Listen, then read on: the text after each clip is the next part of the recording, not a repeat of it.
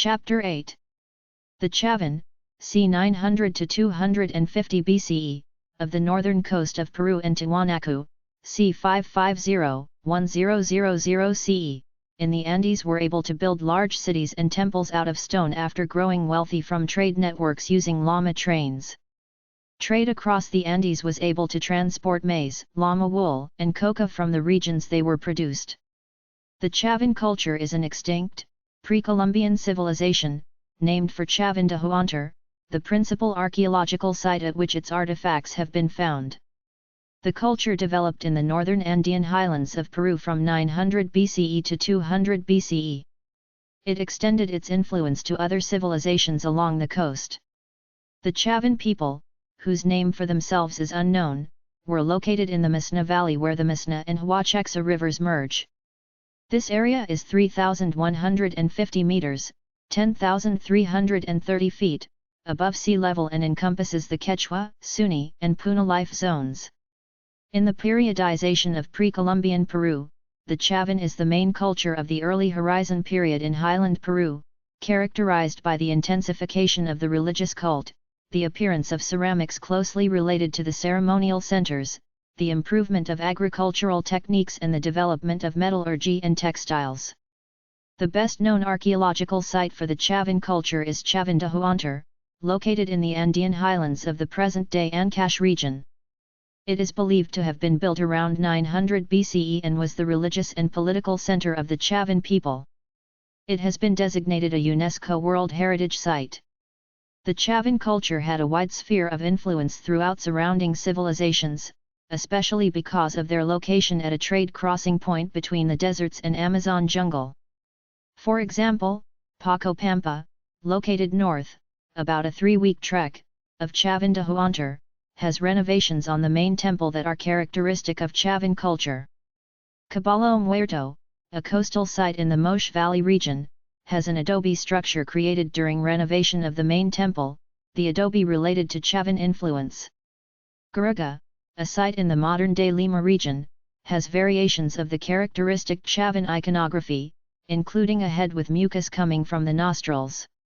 At the site of Cerro Blanco, in the Napina Valley, excavations revealed Chavan ceramics. Warfare does not seem to have been a significant element in Chavan culture. The archaeological evidence shows a lack of basic defensive structures in Chavan centers, and warriors are not depicted in art, in notable contrast to the earlier art at Cerro Siquin. Effective social control may have been exercised by religious pressure, and the ability to exclude dissidents from managed water resources. The climate and terrain of the neighboring areas outside the managed land were a daunting option for farmers wishing to flee the culture. Evidence of warfare has been found only in contemporaneous sites that were not influenced by Chavan culture, almost as if those other civilizations were defending themselves via warfare from Chavan cultural influence. Chavan culture as a style, and probably as a period, was widespread, stretching from Pura on the far north coast to Paracas on the south coast, and from Chavan in the North Highlands to Pucara in the South Highlands. The Chavan culture had its development nucleus in the Huari province, Ancash region, covering various ecological zones, in the view of the Lagoon Payran in the natural region of Janca. Some scholars argued that the development of Chavan social complexities coincided with the cultivation of maize and development of agricultural surpluses. Through an analysis of carbon isotope in the human bones found at Chavan sites, researchers have proved that the diet consisted mainly of C3 foods such as potatoes and quinoa, while maize, a C4 food, was not a part of the main diet. Potatoes and quinoa were crops better adapted to the Chavan environment. They are more resistant to the frost and irregular rainfall associated with high-altitude environments. Maize would not have been able to thrive in such conditions. The Kodosh religious tradition preceded the Chavan culture at various sites. Some Kodosh elements show links with the Chavan culture, such as for example the ceramic styles. Prior to Kodosh was the Wayajirka period.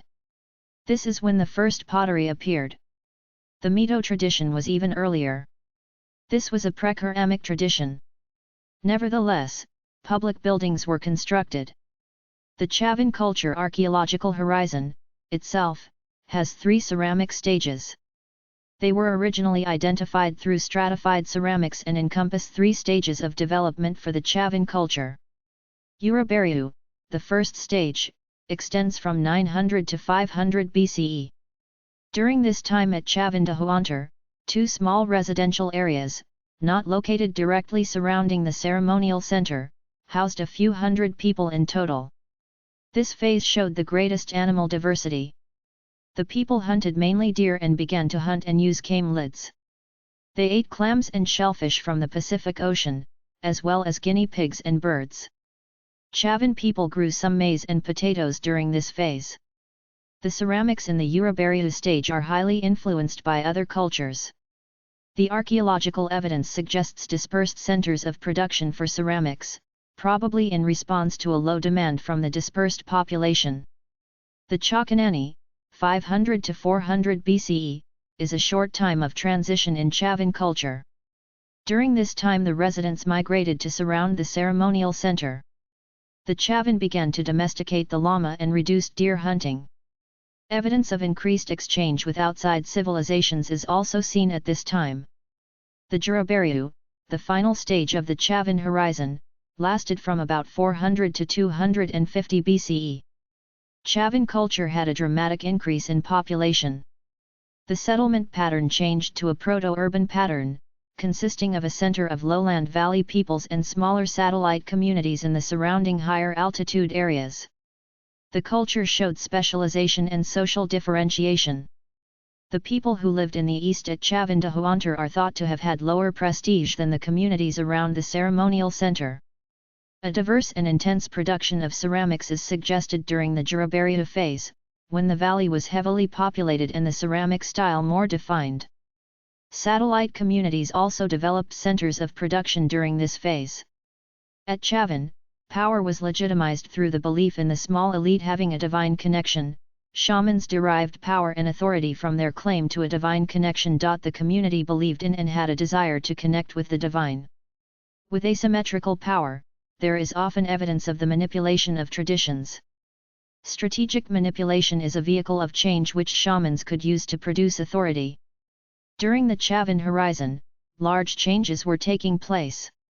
The greater degree of elaboration of persuasion evident in the rites, materials, and settings of the belief system, the more likely that not only were the leaders aware of being selfing in their actions but also they were actually conscious of the trajectory change. The archaeological evidence shows several examples of reinterpretation, use of psychotropic drugs, and landscape altering. It also shows the complex planning and construction of stone-walled galleries. The concept of invented tradition refers to a situation in which outside elements are newly brought together to depict a seemingly old tradition. This can be seen generally in the architecture at Chavindahuantar, which brings together many aspects of outside cultures to create a unique new, yet traditional appearance. The use of psychotropic drugs introduces a medium for manipulation. Only indirect evidence supports the use of psychotropic drugs, as noted above. Scholars have not been able to determine if the San Pedro cactus was ingested, who consumed the cactus, only the shaman elite, or more widespread among the masses. If the masses were taking the cactus, they would be more susceptible to the influences of the shamans. If the shamans were the only ones to consume it, the practice may have been sacred and a status symbol. The shamans would be perceived to have special powers to connect with nature and the divine. The extensive degree of landscape altering at Chavindahuantar for temple reconstructions shows that someone or a group of people had the power to plan the reconstructions and influence others to carry out those plans. The large constructions that occurred at this site support the hypothesis of asymmetrical power. Finally, the planning and construction of the stone-walled galleries, in particular, suggest a hierarchical system. In addition to the requirement to command and direct the manpower required, the galleries show unique planning. They allowed only one entrance. This is atypical of the time when rooms commonly had multiple entrances and exits. The iconography on the walls of the stone galleries is highly complex. The complexity suggests that only a select few people were able to understand the iconography. Such people would serve as translators for the few others who were privileged to view the stone galleries. The limited access, both physically and symbolically, of the stone-walled galleries, supports the existence of a shaman elite at Chavan de Huantar. The evolution of authority at Chavan appears to have resulted from a planned strategy by the shamans and those who planned and constructed the ceremonial center. Peru, officially the Republic of Peru, Spanish, about this sound República del Perú, is a country in western South America. It is bordered in the north by Ecuador and Colombia, in the east by Brazil, in the southeast by Bolivia, in the south by Chile, and in the south and west by the Pacific Ocean. Peru is a megadiverse country with habitats ranging from the arid plains of the Pacific coastal region in the west to the peaks of the Andes Mountains extending from the north to the southeast of the country to the tropical Amazon basin rainforest in the east with the Amazon River. Peru has a population of 33 million, and its capital and largest city is Lima. At 1.28 million km2, 0.5 million mi2, Peru is the 19th largest country in the world, and the third largest in South America.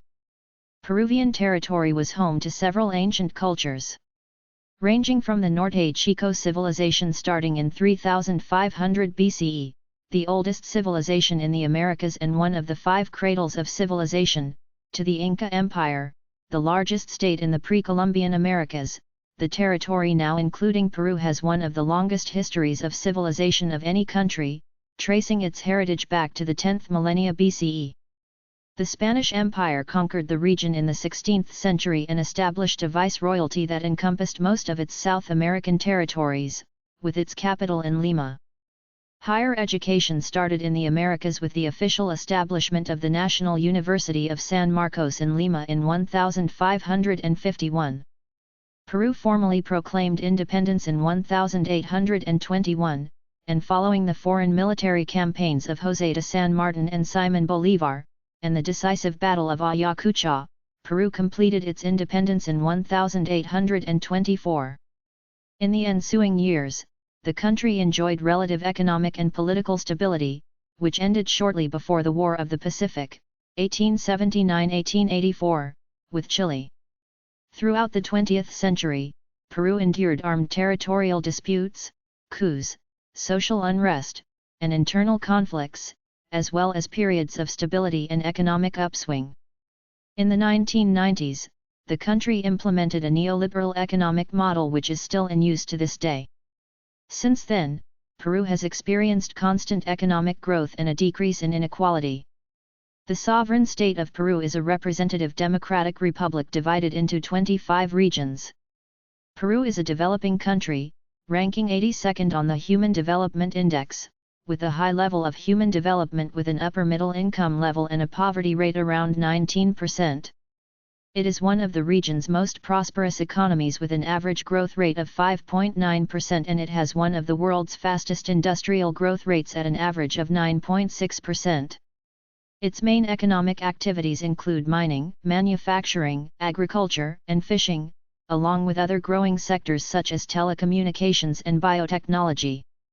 The country forms part of the Pacific Pumas, a political and economic grouping of countries along Latin America's Pacific coast that share common trends of positive growth, stable macroeconomic foundations, improved governance, and an openness to global integration. Peru ranks high in social freedom. It is an active member of the Asia-Pacific Economic Cooperation, the Pacific Alliance, the Trans-Pacific Partnership and the World Trade Organization, and is considered as a middle power. Peru has a population that includes mestizos, Amerindians, Europeans, Africans, and Asians. The main spoken language is Spanish, although a significant number of Peruvians speak Quechua languages, Aymara, or other indigenous languages. This mixture of cultural traditions has resulted in a wide diversity of expressions in fields such as art, cuisine, literature, and music. The name of the country may be derived from Biru, the name of a local ruler who lived near the Bay of San Miguel, Panama City, in the early 16th century. Spanish conquistadors, who arrived in 1522, believed this was the southernmost part of the New World. When Francisco Pizarro invaded the regions farther south, they came to be designated Biru or Peru. An alternative history is provided by the contemporary writer Inca Garcilaso de la Vega, son of an Inca princess and a conquistador. He said the name Biru was that of a common Amerindian who was happened upon by the crew of a ship on an exploratory mission for Governor Pedro Arias de Avila, and went on to relate more instances of misunderstandings due to the lack of a common language. The Spanish crown gave the name legal status with the 1529 Capitulation de Toledo, which designated the newly encountered Inca Empire as the province of Peru. Under Spanish rule, the country adopted the denomination Viceroyalty of Peru, which became the Republic of Peru after independence.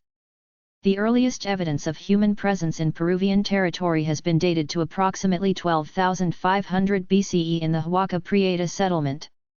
Andean societies were based on agriculture, using techniques such as irrigation and terracing. Camelid husbandry and fishing were also important. Organization relied on reciprocity and redistribution because these societies had no notion of market or money. The oldest known complex society in Peru, the Coral/Norte Chico civilization, flourished along the coast of the Pacific Ocean between 3000 and 1800 BCE. These early developments were followed by archaeological cultures that developed mostly around the coastal and Andean regions throughout Peru. The Cupasnique culture, which flourished from around 1000 to 200 BCE along what is now Peru's Pacific coast, was an example of early pre-Inca culture. The Chavan culture that developed from 1500 to 300 BCE was probably more of a religious than a political phenomenon, with their religious center in Chavan de Huántar. After the decline of the Chavan culture around the beginning of the 1st century CE, a series of localized and specialized cultures rose and fell, both on the coast and in the highlands, during the next 1,000 years. On the coast, these included the civilizations of the Paracas, Nazca, Wari, and the more outstanding Chimu and Moche. The Moche, who reached their apogee in the 1st millennium CE, were renowned for their irrigation system which fertilized their arid terrain, their sophisticated ceramic pottery, their lofty buildings, and clever metalwork. The Chimu were the great city builders of pre-Inca civilization, as a loose confederation of walled cities scattered along the coast of northern Peru. The Chimu flourished from about 1140 to 1450. Their capital was at Chan Chan outside of modern-day Trujillo. In the highlands, both the Tiahuanaco culture, near Lake Titicaca in both Peru and Bolivia, and the Wari culture, near the present-day city of Ayacucho, developed large urban settlements and wide-ranging state systems between 500 and 1000 CE. In the 15th century, the Incas emerged as a powerful state which, in the span of a century, formed the largest empire in the pre-Columbian Americas with their capital in Cusco. The Incas of Cusco originally represented one of the small and relatively minor ethnic groups, the Quechuas. Gradually, as early as the 13th century, they began to expand and incorporate their neighbors. Inca expansion was slow until about the middle of the 15th century, when the pace of conquest began to accelerate, particularly under the rule of the Emperor Pachacuti. Under his rule and that of his son, Topa Inca Yupanqui, the Incas came to control most of the Andean region, with a population of 9 to 16 million inhabitants under their rule. Pachacuti also promulgated a comprehensive code of laws to govern his far-flung empire, while consolidating his absolute temporal and spiritual authority as the god of the sun who ruled from a magnificently rebuilt Cusco. From 1438 to 1533, the Incas used a variety of methods, from conquest to peaceful assimilation, to incorporate a large portion of western South America, centered on the Andean mountain ranges, from southern Colombia to northern Chile, between the Pacific Ocean in the west and the Amazon rainforest in the east. The official language of the empire was Quechua, although hundreds of local languages and dialects were spoken. The Inca referred to their empire as Tawantinsuya, which can be translated as the Four Regions or the Four United Provinces. Many local forms of worship persisted in the empire, most of them concerning local sacred huacas, but the Inca leadership encouraged the worship of Inti, the sun god, and imposed its sovereignty above other cults such as that of Pachamama.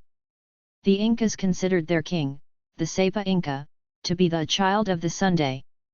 Atahualpa, also Atahualpa, the last Sapa Inca, became emperor when he defeated and executed his older half-brother Huascar in a civil war sparked by the death of their father, Inca Huayna Capac. In December 1532, a party of conquistadors, supported by the Shancas, Huancas, Canaras, and Chachapoyas as Indian auxiliaries, led by Francisco Pizarro, defeated and captured the Inca Emperor Atahualpa in the Battle of Cajamarca. The Spanish conquest of Peru was one of the most important campaigns in the Spanish colonization of the Americas. After years of preliminary exploration and military conflicts, it was the first step in a long campaign that took decades of fighting but ended in Spanish victory and colonization of the region known as the Viceroyalty of Peru, with its capital at Lima, which was then known as La Ciudad de los Reyes, the City of Kings. The conquest of Peru led to spin-off campaigns throughout the Viceroyalty as well as expeditions towards the Amazon basin, as in the case of Spanish efforts to quell Amerindian resistance. The last Inca resistance was suppressed when the Spaniards annihilated the Neo-Inca state in Vilcabamba in 1572. The indigenous population dramatically collapsed, overwhelmingly due to epidemic diseases introduced by the Spanish as well as exploitation and socio-economic change. Viceroy Francisco de Toledo reorganized the country in the 1570s with gold and silver mining as its main economic activity and Amerindian forced labor as its primary workforce. With the discovery of the great silver and gold lodes at Potosí, present-day Bolivia, and Huancavelica, the Viceroyalty flourished as an important provider of mineral resources. Peruvian bullion provided revenue for the Spanish crown and fueled a complex trade network that extended as far as Europe and the Philippines. The commercial and population exchanges between Latin America and Asia, via the Manila galleons transiting through Acapulco, had Callao at Peru as the furthest endpoint of the trade route in the Americas. In relation to this, Don Sebastián Hurtado de Corcura, governor of Panama, was also responsible for settling Zamboanga City in the Philippines, which now speak a Spanish Creole, by employing Peruvian soldiers and colonists. Because of a lack of available workforce, African slaves were added to the labor population.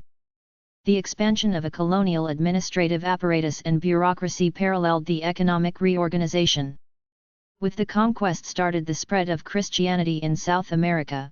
Most people were forcefully converted to Catholicism, with Spanish clerics believing, like Puritan divines of English colonies later, that the native peoples had been corrupted by the devil, who was working through them to frustrate their foundations.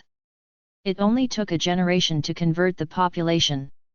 They built churches in every city and replaced some of the Inca temples with churches, such as the Coricancha in the city of Cusco. The church employed the Inquisition, making use of torture to ensure that newly converted Catholics did not stray to other religions or beliefs, and monastery schools, educating girls, especially of the Inca nobility and upper class, until they were old enough either to profess to become a nun or to leave the monastery and assume the role, Estado, in the Christian society that their fathers planned to erect in Peru. Peruvian Catholicism follows the syncretism found in many Latin American countries, in which religious native rituals have been integrated with Christian celebrations. In this endeavor, the Church came to play an important role in the acculturation of the natives, drawing them into the cultural orbit of the Spanish settlers. By the 18th century, declining silver production and economic diversification greatly diminished royal income. In response, the Crown enacted the Bourbon Reforms, a series of edicts that increased taxes and partitioned the viceroyalty. The new laws provoked Tupac Amaru II's rebellion and other revolts, all of which were suppressed. As a result of these and other changes, the Spaniards and their Creole successors came to monopolize control over the land, seizing many of the best lands abandoned by the massive native depopulation. However, the Spanish did not resist the Portuguese expansion of Brazil across the meridian. The Treaty of Tordesillas was rendered meaningless between 1580 and 1640 while Spain controlled Portugal. The need to ease communication and trade with Spain led to the split of the Viceroyalty and the creation of new Viceroyalties of New Granada and Rio de la Plata at the expense of the territories that formed the Viceroyalty of Peru. This reduced the power, prominence, and importance of Lima as the viceroyal capital and shifted the lucrative Andean trade to Buenos Aires and Bogotá, while the fall of the mining and textile production accelerated the progressive decay of the Viceroyalty of Peru. Eventually, the Viceroyalty would dissolve, as with much of the Spanish Empire, when challenged by national independence movements at the beginning of the 19th century. These movements led to the formation of the majority of modern-day countries of South America in the territories that at one point or another had constituted the Viceroyalty of Peru. The conquest and colony brought a mix of cultures and ethnicities that did not exist before the Spanish conquered the Peruvian territory. Even though many of the Inca traditions were lost or diluted, new customs, traditions and knowledge were added, creating a rich mixed Peruvian culture.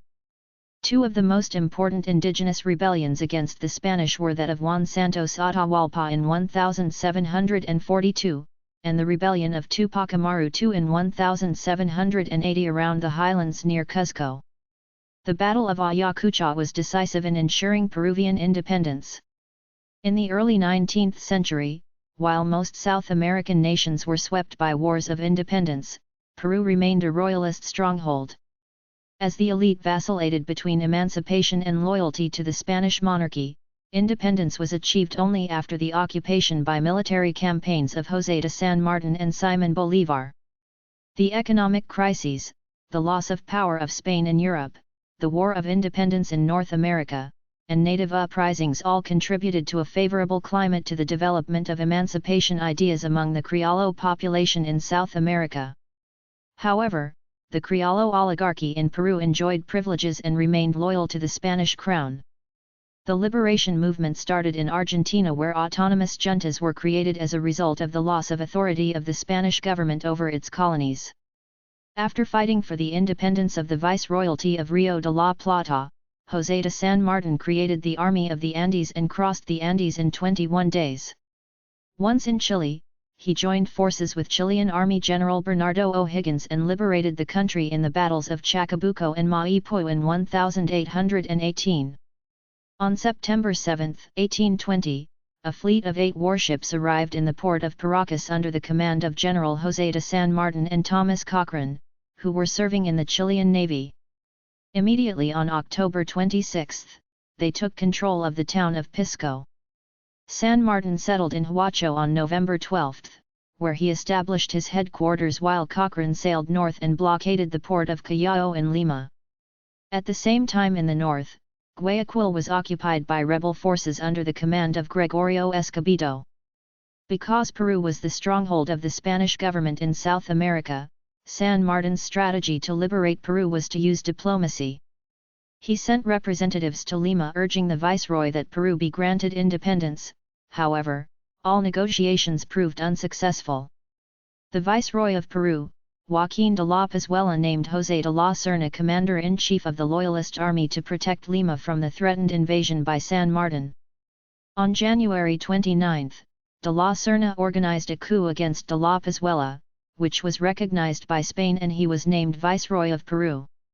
This internal power struggle contributed to the success of the liberating army.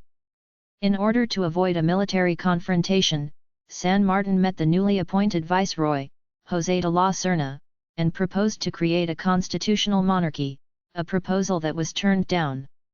De la Serna abandoned the city, and on July 12, 1821 San Martin occupied Lima and declared Peruvian independence on July 28, 1821. He created the first Peruvian flag. Upper Peru, Bolivia, remained as a Spanish stronghold until the army of Simón Bolívar liberated it 3 years later. José de San Martin was declared protector of Peru. Peruvian national identity was forged during this period, as Bolivarian projects for a Latin American confederation floundered and a union with Bolivia proved ephemeral. Simón Bolívar launched his campaign from the north, liberating the Viceroyalty of New Granada in the battles of Carabobo in 1821 and Pichincha a year later. In July 1822, Bolívar and San Martin gathered in the Guayaquil Conference. Bolívar was left in charge of fully liberating Peru while San Martin retired from politics after the first parliament was assembled. The newly founded Peruvian Congress named Bolívar dictator of Peru, giving him the power to organize the military. With the help of Antonio José de Sucre, they defeated the larger Spanish army in the Battle of Junín on August 6, 1824 and the decisive Battle of Ayacucho on December 9 of the same year, consolidating the independence of Peru and Alto Peru. Alto Peru was later established as Bolivia. During the early years of the Republic, endemic struggles for power between military leaders caused political instability. From the 1840s to the 1860s, Peru enjoyed a period of stability under the presidency of Ramón Castillo, through increased state revenues from guano exports. However, by the 1870s, these resources had been depleted, the country was heavily indebted, and political infighting was again on the rise. Peru embarked on a railroad building program that helped but also bankrupted the country. In 1879, Peru entered the War of the Pacific, which lasted until 1884. Bolivia invoked its alliance with Peru against Chile. The Peruvian government tried to mediate the dispute by sending a diplomatic team to negotiate with the Chilean government, but the committee concluded that war was inevitable. Chile declared war on April 5, 1879. Almost 5 years of war ended with the loss of the Department of Tarapacá and the provinces of Tacna and Arica, in the Atacama region. Two outstanding military leaders throughout the war were Francisco Bolognesi and Miguel Grau. Originally Chile committed to a referendum for the cities of Arica and Tacna to be held years later, in order to self-determine their national affiliation. However, Chile refused to apply the treaty, and neither of the countries could determine the statutory framework. After the War of the Pacific, an extraordinary effort of rebuilding began. The government started to initiate a number of social and economic reforms in order to recover from the damage of the war. Political stability was achieved only in the early 1900s. Internal struggles after the war were followed by a period of stability under the Civilista Party, which lasted until the onset of the authoritarian regime of Augusto B. Leguía. The Great Depression caused the downfall of Leguía, renewed political turmoil, and the emergence of the American Popular Revolutionary Alliance, APRA. The rivalry between this organization and a coalition of the elite and the military defined Peruvian politics for the following 3 decades. A final peace treaty in 1929, signed between Peru and Chile called the Treaty of Lima, returned Tacna to Peru. Between 1932 and 1933, Peru was engulfed in a year-long war with Colombia over a territorial dispute involving the Amazonas Department and its capital Leticia. Later, in 1941, Peru and Ecuador fought the Ecuadorian-Peruvian War, after which the Rio Protocol sought to formalize the boundary between those two countries. In a military coup on October 29, 1948, General Manuel A. Odría became president. Odría's presidency was known as the Oquinio. He came down hard on APRA, momentarily pleasing the oligarchy and all others on the right, but followed a populist course that won him great favor with the poor and lower classes. A thriving economy allowed him to indulge in expensive but crowd-pleasing social policies. At the same time, however, civil rights were severely restricted and corruption was rampant throughout his regime. Odría was succeeded by Manuel Prado Ugarteche. However, widespread allegations of fraud prompted the Peruvian military to depose Prado and install a military junta, led by Ricardo Pérez Godoy. Godoy ran a short transitional government and held new elections in 1963, which were won by Fernando Belaúnde Terry, who assumed presidency until 1968. Belaúnde was recognized for his commitment to the democratic process. In 1968, the armed forces, led by General Juan Velasco Alvarado, staged a coup against Belaúnde. Alvarado's regime undertook radical reforms aimed at fostering development, but failed to gain widespread support. In 1975, General Francisco Morales Bermudez forcefully replaced Velasco, paralyzed reforms, and oversaw the re-establishment of democracy. Peru engaged in a brief successful conflict with Ecuador in the Pacuisha War as a result of territorial dispute between the two countries. After the country experienced chronic inflation, the Peruvian currency, the sol, was replaced by the inti in mid-1985, which itself was replaced by the Nuevo Sol in July 1991. at which time the new sol had a cumulative value of 1 billion old soles. The per capita annual income of Peruvians fell to $720, below the level of 1960, and Peru's GDP dropped 20%, at which national reserves were a negative $900 million. The economic turbulence of the time exacerbated social tensions in Peru and partly contributed to the rise of violent rebel rural insurgent movements, like Sendero Luminoso, Shining Path, and MRTA, which caused great havoc throughout the country. Concerned about the economy, the increasing terrorist threat from Sendero Luminoso and MRTA, and allegations of official corruption, Alberto Fujimori assumed the presidency in 1990. Fujimori implemented drastic measures that caused inflation to drop from 7,650% in 1990 to 139% in 1991. Faced with opposition to his reform efforts, Fujimori dissolved Congress in the auto-golpe, self-coup, of April 5, 1992. He then revised the constitution, called new congressional elections, and implemented substantial economic reform, including privatization of numerous state-owned companies, creation of an investment-friendly climate, and sound management of the economy. Fujimori's administration was dogged by insurgent groups, most notably the Sendero Luminoso, who carried out terrorist campaigns across the country throughout the 1980s and 1990s. Fujimori cracked down on the insurgents and was successful in largely quelling them by the late 1990s, but the fight was marred by atrocities committed by both the Peruvian security forces and the insurgents, the Barrios Altos massacre and La Cantuda massacre by government paramilitary groups, and the bombings of Tirada and Frecuencia Latina by Sendero Luminoso. Those incidents subsequently came to symbolize the human rights violations committed in the last years of violence. During early 1995, once again Peru and Ecuador clashed in the Cenepa War, but in 1998 the governments of both nations signed a peace treaty that clearly demarcated the international boundary between them. In November 2000, Fujimori resigned from office and went into a self-imposed exile, avoiding prosecution for human rights violations and corruption charges by the new Peruvian authorities. Since the end of the Fujimori regime, Peru has tried to fight corruption while sustaining economic growth. In spite of human rights progress since the time of insurgency, many problems are still visible and show the continued marginalization of those who suffered through the violence of the Peruvian conflict. A caretaker government presided over by Valentin Paniagua took on the responsibility of conducting new presidential and congressional elections.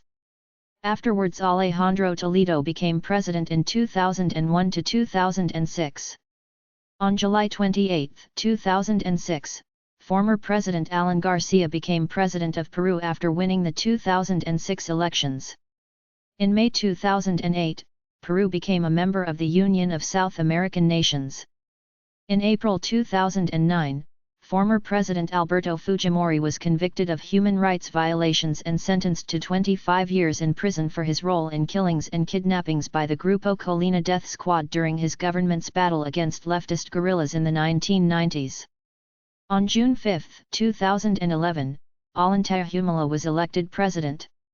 During his presidency, Prime Minister Ana Guerra and her cabinet were successfully censured, which was the first time in 50 years that a cabinet had been forced to resign from the Peruvian legislature. In 2016, Pedro Pablo Kuczynski was elected, though his government was short-lived as he resigned in 2018 amid various controversies surrounding his administration. Vice President Martin Vizcarra then assumed office in March 2018 with generally favorable approval ratings. Alan Garcia was involved in the Operation Car Wash scandal, and as police tried to arrest him, he committed suicide on April 17, 2019. Later that year, in July, police arrested Alejandro Toledo in California. Amid the crisis, on September 30, 2019, President Vizcarra dissolved the Congress, and elections were held on January 26, 2020. The first case of COVID-19 was confirmed on March 6, 2020. During the COVID-19 pandemic in Peru, most Peruvians were under a stay-at-home order by President Martin Vizcarra. However, An economic crisis triggered by the pandemic led to his removal from the presidency, seen by many as a coup by Congress, and the far-right government of Manuel Merino, the new president, received a lot of backlash. Protests sprang across the country, and after 5 days, Merino resigned. He was replaced by Francisco Sagasti. Sagasti led a provisional, centrist government, and enforced many of Vizcarra's former policies. Elections were held on April 11, 2021, and Pedro Castillo of the Free Peru Party won the first round, followed closely by Keiko Fujimori. On July 28, 2021, Pedro Castillo was sworn in as the new president of Peru after a narrow win in a tightly contested runoff election. The new Peruvian president Castillo appointed Guido Bellido, a member of Marxist-Leninist Free Peru Party, as prime minister. Peru is a unitary presidential republic with a multi-party system. The country has maintained a liberal democratic system under its 1993 constitution, which replaced a constitution that leaned the government to a federation to authorize more power to the president. It is also a unitary republic, in which the central government holds the most power and can create administrative divisions. The Peruvian system of government combines elements derived from the political systems of the United States, a written constitution, an autonomous Supreme Court, and a presidential system, and the People's Republic of China, a unicameral Congress, a premier and ministry system, and a strong executive. The Peruvian government is separated into 3 branches. Legislature, the unicameral Congress of Peru, consisting of 130 members of Congress, on a basis of population, the President of Congress, and the Permanent Commission. Executive, the President, the Council of Ministers, which in practice controls domestic legislation and serve as a cabinet to the President, consisting of the Prime Minister and 18 ministers of the state. Judiciary, the Supreme Court of Peru, also known as the Royal Audiencia of Lima, composed of 18 justices including a Supreme Justice, along with 28 superior courts, 195 trial courts, and 1,838 district courts. Under its constitution, the President is both head of state and government and is elected to a 5-year term without immediate re-election. The President appoints ministers who oversee the 18 ministries of the state, including the Prime Minister, into the cabinet. The Constitution designates minimal authority to the Prime Minister, who presides over cabinet meetings in which ministers advise the President and acts as a spokesperson on behalf of the executive branch. The President is also able to pose questions of confidence to the Congress of Peru, and consequently order the dissolution of Congress, done in 1992 by Alberto Fujimori and in 2019 by Martin Vizcarra.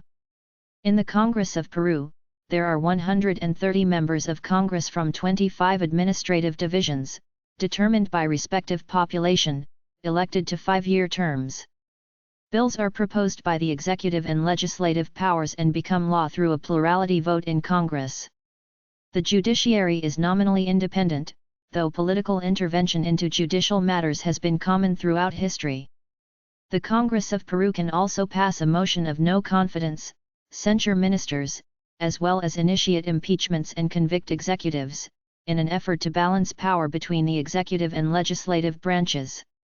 The legislative body in recent times has passed semi-successful impeachments, including that of Alberto Fujimori in 2000 and Pedro Pablo Kuczynski in 2018, causing Kuczynski to resign. Peru's electoral system uses compulsory voting for citizens from the age of 18 to 70, including dual citizens and Peruvians abroad. Members of Congress are directly elected by constituents in respective districts through proportional voting. The President is elected in a general election, along with the Vice President, through a majority in a 2-round system.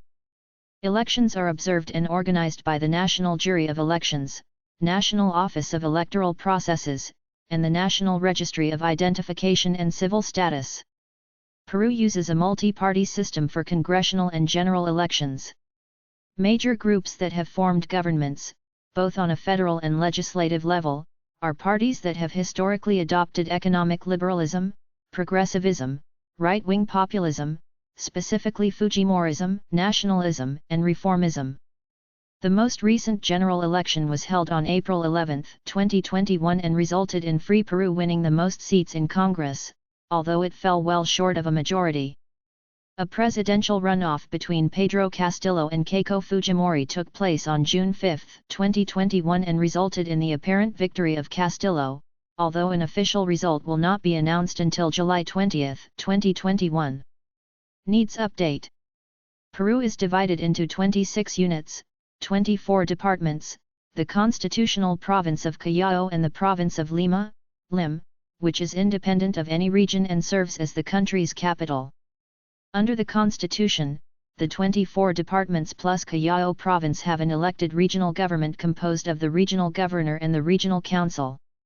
The governor constitutes the executive body, proposes budgets, and creates decrees, resolutions, and regional programs. The regional council, the region's legislative body, debates and votes on budgets, supervises regional officials, and can vote to remove the governor, deputy governor, or any member of the council from office. The regional governor and the regional council serve a term of 4 years, without immediate re-election. These governments plan regional development, execute public investment projects, promote economic activities, and manage public property. Provinces, such as the province of Lima, are administered by a municipal council, headed by a mayor. The goal of devolving power to regional and municipal governments was among others to improve popular participation. NGOs played an important role in the decentralization process and still influence local politics. Some areas of Peru are defined as metropolitan areas which overlap district areas. The largest of them, the Lima metropolitan area, is the 7th largest metropolis in the Americas. Over recent decades, Peru's foreign relations has historically been dominated by close ties with the United States and Asia, particularly through the Asia-Pacific Economic Cooperation, APEC, the World Trade Organization, the Pacific Alliance, Mercosur, and the Organization of American States, OAS. Peru is an active member of several regional trade blocs and is one of the founding members of the Andean Community of Nations. It is also a member of international organizations such as the OAS and the United Nations. Javier Pérez de Cuellar, a celebrated Peruvian diplomat, served as United Nations Secretary General from 1981 to 1991. Peru has planned to be fully integrated into the Organization for Economic Cooperation and Development, OECD, by 2021. Attributing its economic success and efforts to strengthen institutions as meeting factors to be a part of the OECD. Peru is a member of the World Trade Organization, and has pursued multiple major free trade agreements, most recently the Peru-United States Free Trade Agreement, the China-Peru Free Trade Agreement, the European Union Free Trade Agreement, free trade agreements with Japan, and many others. Peru maintains an integrated relationship with other South American nations, and is a member of various South American intergovernmental agreements, more recently the Organization of American States, Mercosur, the Andean Community of Nations, the Pacific Alliance, and the APEC. Peru has historically experienced stressed relations with Chile, including the Peru v. Chile International Court resolution and the Chilean-Peruvian maritime dispute, but the two countries have agreed to work in improving relations. Additionally, Peru has participated in taking a leading role in addressing the crisis in Venezuela through the establishment of the Lima Group. Peru has the 4th largest military in Latin America. Peru's armed forces. The armed forces of Peru comprise the Peruvian Navy, MGP, the Peruvian Army, EP, and the Peruvian Air Force, FAP, in total numbering 392,660 personnel, including 120,660 regulars and 272,000 reservists, as of 2020. Their primary mission is to safeguard the independence, sovereignty, and territorial integrity of the country. Their functions are separated by branch. The Peruvian Army is made up of the Chief of Staff, 2 control bodies, 2 support bodies, 5 military regions and 6 command rooms. The Peruvian Air Force was officially created on May 20, 1929, with the name of Peruvian Aviation Corps. Its main function is to serve as the country's air defense. It also participates in social support campaigns for hard-to-reach populations, organizes air bridges during disasters, and participates in international peace missions. Its 4 major air bases are located in the cities of Piura, Callao, Arequipa, and Iquitos.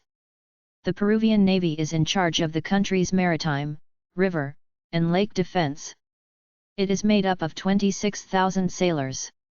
Personnel are divided into 3 levels: superior personnel, junior personnel, and seafarers. The military is governed by both the Commander-in-Chief, Ministry of Defense, and Joint Command of the Armed Forces, CFA.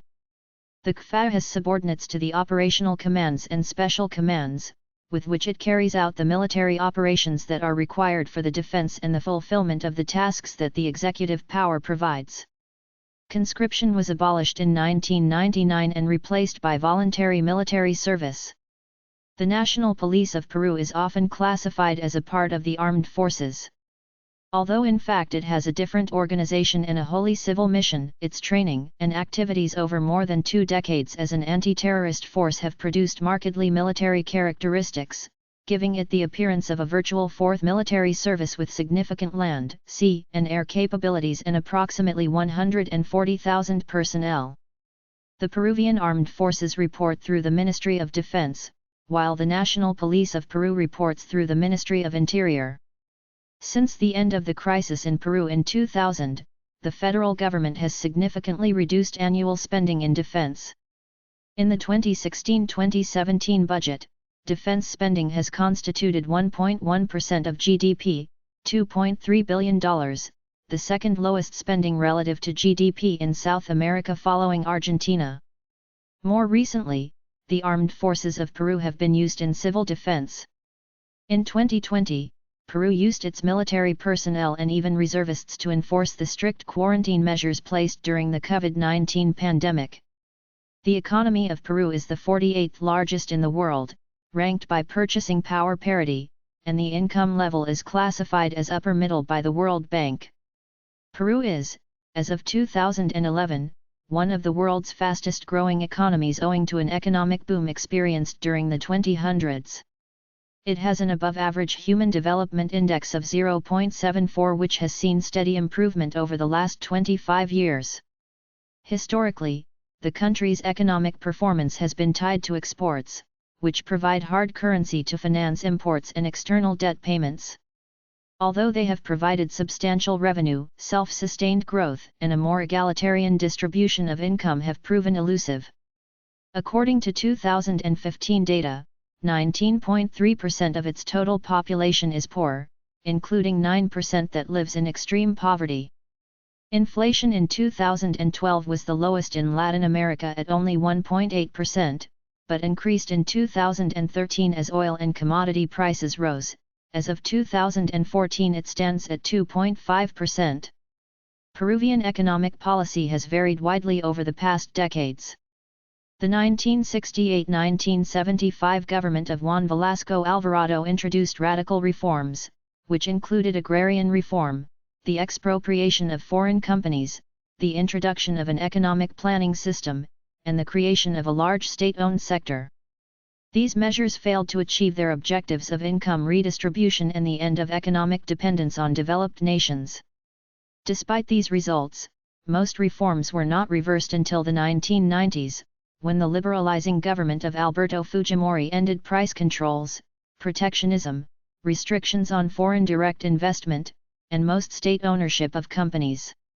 As of 2010, services account for 53% of Peruvian gross domestic product, followed by manufacturing, 22.3%, extractive industries, 15%, and taxes, 9.7%. Recent economic growth had been fueled by macroeconomic stability, improved terms of trade, and rising investment and consumption. Trade was expected to increase further after the implementation of a free trade agreement with the United States signed on April 12, 2006. Peru's main exports were copper, gold, zinc, textiles, and fish meal. Its major trade partners were the United States, China, Brazil, and Chile. Peru was ranked 76th in the Global Innovation Index in 2020, down from 69th in 2019. The Tiwanaku polity, Spanish, Tiahuanaco or Tiahuanacu, was a pre-Columbian polity in western Bolivia based in the southern Lake Titicaca Basin. Tiwanaku was one of the most significant Andean civilizations. Its influence extended into present-day Peru and Chile and lasted from around 600 to 1000 AD. Its capital was the monumental city of Tiwanaku, located at the center of the polity's core area in the southern Lake Titicaca Basin. This area has clear evidence for large-scale agricultural production on raised fields that probably supported the urban population of the capital. Researchers debate whether these fields were administered by a bureaucratic state, top-down, or through a federation of communities with local autonomy. Tiwanaku was once thought to be an expansive military empire, based mostly on comparisons to the later Inca Empire. However, recent research suggests that labeling Tiwanaku as an empire or even different varieties of a state may even be misleading. Tiwanaku is missing a number of features used to define these types of polities. There is no defensive architecture at any Tiwanaku site or changes in weapon technology. There are no princely burials or other evidence of a ruling dynasty or a formal social hierarchy, no evidence of state-maintained roads or outposts, and no markets. Tiwanaku was a multicultural network of powerful lineages that brought people together to build large monuments. These work feasts integrated people in powerful ceremonies, and this was probably the central dynamic that attracted people from hundreds of kilometers away, who may have traveled there as part of llama caravans to trade, make offerings, and honor the gods. Tiwanaku grew into the Andes' most important pilgrimage destination and one of the continent's largest pre-Columbian cities, reaching a maximum population of 10,000 to 20,000 around AD 800. Outside of the core area in the southern Lake Titicaca Basin, there were Tiwanaku colonies on the coast of Peru, where highland people imitated Tiwanaku temples and ceramics, and cemeteries in northern Chile with elaborate grave goods in the Tiwanaku style. Despite the clear connections to these enclaves, there is little evidence that Tiwanaku leaders controlled the territory or people in between, that is, its territory was not contiguous. With a few important exceptions, Tiwanaku's influence outside the Lake Titicaca Basin was soft power that blossomed into a powerful, widespread, and enduring cultural hegemony. The site of Tiwanaku was founded around 110 AD during the late formative period, when there were a number of growing settlements in the southern Lake Titicaca Basin. Between 450 and 550 AD, other large settlements were abandoned, leaving Tiwanaku as the preeminent center in the region. Beginning around 600 AD, its population grew rapidly, probably due to a massive immigration from the surrounding countryside, and large parts of the city were built or remodeled. New and larger carved monoliths were erected, temples were built, and a standardized polychrome pottery style was produced on a large scale. Tiwanaku's influence, most clearly documented by the presence of its decorated ceramics, expanded into the Yungas and influenced many other cultures in Peru, Bolivia, and northern Argentina and Chile. Some statues at Tiwanaku were taken from other regions, where the stones were placed in a subordinate position to the gods of the Tiwanaku. Archaeologists have documented Tiwanaku ceramics at a large number of sites in and beyond the Lake Titicaca Basin, attesting to the expansive influence of Tiwanaku symbols and attached messages of power. The population grew rapidly between 600 and 800, the site became an important regional power in the southern Andes. William H. Isbell states that Tiahuanaco underwent a dramatic transformation between 600 and 700 that established new monumental standards for civic architecture and greatly increased the resident population. Early estimates suggested the city covered approximately 6.5 square kilometers with 15,000 to 30,000 inhabitants. More recent surveys estimate the site's maximum size between 3.8 and 4.2 square kilometers and a population of 10,000 to 20,000. Instead of a large permanent population, the number of people at Tiwanaku probably fluctuated dramatically depending on the season as people made long visits to participate in work parties and festivals. In the rest of the southern Lake Titicaca Basin, hundreds of smaller settlements have been found. Some of the largest and most important were Lucarmata, Xayacuntu, Kiriwai, Wakakala, Sonaji, Kalahuyuni, and Kankawangkane. Archaeologists such as Paul Goldstein have shown that the Tiwanaku diaspora expanded outside of the Altiplano area and into the Moquegua Valley in Peru. After 750 AD, there was a growing Tiwanaku presence at the Chen Chen site and the Omo site complex, where a ceremonial center was built. Excavations at Omo settlements show signs of similar architecture characteristic of Tiwanaku, such as a temple and terraced mound. Evidence of similar types of artificial cranial deformation in burials between the Omo site and the main site of Tiwanaku is also being used for this argument. Tiwanaku established several colonies as far as 300 kilometers away. One of the better researched is the colony in Moquegua Valley in Peru, which is 150 km from Lake Titicaca and flourished between 400 and 1100. This colony was an agricultural and mining center, producing copper and silver. Small colonies were also established in Chile's Azapa Valley. Tiwanaku's location between the lake and dry highlands provided key resources of fish, wild birds, plants, and herding grounds for camelids, particularly llamas. Tiwanaku's economy was based on exploiting the resources of the Lake Titicaca, herding of llamas and alpacas, and organized farming in raised field systems. Llama meat was consumed and potatoes, quinoa, beans, and maize grown. Storage of food was important in the uncertain high-altitude climate, so technologies for freeze-dried potatoes and sun-dried meat were developed. The Titicaca Basin is the most productive environment in the area, with predictable and abundant rainfall. The Tiwanaku culture developed expanded farming. To the east, the Altiplano is an area of very dry arid land. The Tiwanaku developed a distinctive farming technique known as flooded raised field agriculture, Sukakolu. Such fields were used widely in regional agriculture, together with irrigated fields, pasture, terraced fields, and artificial ponds. Water from Katari and Tiwanaku rivers was used to water raised fields that covered up to 130 square km. Artificially raised planting mounds were separated by shallow canals filled with water. The canals supply moisture for growing crops, but they also absorb heat from solar radiation during the day. This heat is gradually emitted during the bitterly cold nights and provides thermal insulation against the endemic frost in the region. Traces of similar landscape management have been found in the Llanos de Moxos region, Amazonian floodplains of the Moxos. Over time, the canals also were used to farm edible fish. The resulting canal sludge was dredged for fertilizer. Though labor-intensive, a Sukakolu produces impressive yields.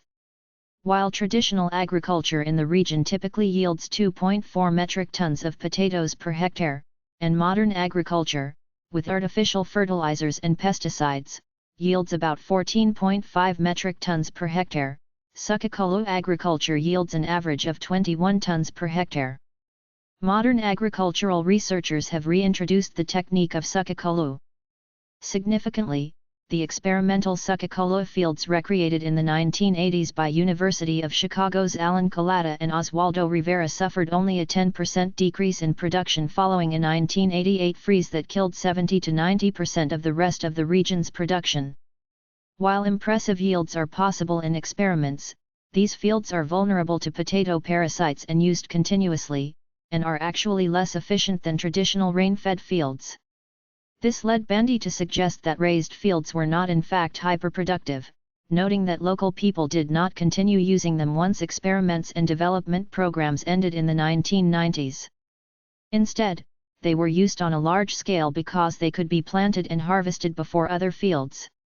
This essentially allowed for 2 harvests per year, one for hosting feasts and the other for daily consumption. Coordinating this labor schedule was a key activity for leading families at Tiwanaku, because they had to attract volunteers to work the raised fields in addition to their own fields. As the population grew, occupational niches developed, and people began to specialize in certain skills. There was an increase in artisans, who worked in pottery, jewelry, and textiles. Like the later Incas, the Tiwanaku had few commercial or market institutions. Instead, the culture relied on elite redistribution. In this view of Tiwanaku as a bureaucratic state, elites controlled the economic output, but were expected to provide each commoner with all the resources needed to perform his or her function. Selected occupations include agriculturists, herders, pastoralists, etc. Such separation of occupations was accompanied by hierarchical stratification. The elites gained their status by control of the surplus of food obtained from all regions, which they then redistributed among all the people. Control of llama herds became very significant to Tiwanaku. The animals were essential for transporting staple and prestige goods. Around 1000 AD, Tiwanaku ceramics stopped being produced as the state's largest colony, Moquegua, and the urban core of the capital were abandoned within a few decades. The end date for the Tiwanaku state is sometimes extended to 1150 AD, but this only considers raised fields, not urban occupation or ceramic production. One proposed explanation is that a severe drought rendered the raised field systems ineffective, food surplus dropped, and with it, elite power, leading to state collapse. However, this narrative has been challenged, in part because of more refined cultural and climate chronologies, which now suggest that the drought did not start until after the collapse. This lends greater support to alternative theories of collapse that suggest internal social dynamics led to Tiwanaku's demise. Some areas of the capital show signs of intentional destruction, though this could have taken place at any time. Monolithic gates, like Gateway of the Sun, were tipped over and broken. By the end of Tiwanaku V period, the Putuni complex was burned and food storage jars smashed. This indicates an event of destruction, followed by abandonment of the site. Colonies in Moquegua and on Isla del Sol were also abandoned around this time. It has been conjectured that the collapse of the Tiwanaku Empire caused a southward migratory wave leading to a series of changes in Mapuche society in Chile. This explains how the Mapuche language obtained many loanwords from Puquina language including Antu, sun, Calcu, warlock, Quien, moon, Chadi, salt, and Nuke, mother. Tom Dillahay and co-workers suggest that the decline of Tiwanaku would have led to the spread of agricultural techniques into Mapuche lands in south-central Chile. These techniques include the raised fields of Buddy Lake and the canalized fields found in Lumaco Valley. Dispersing populations in search of new suitable environments might have caused long-distance ripple effects of both migration and technological diffusion across the south-central and South Andes between c.AD 1100 and 1300. Tom Dillahay and co-workers.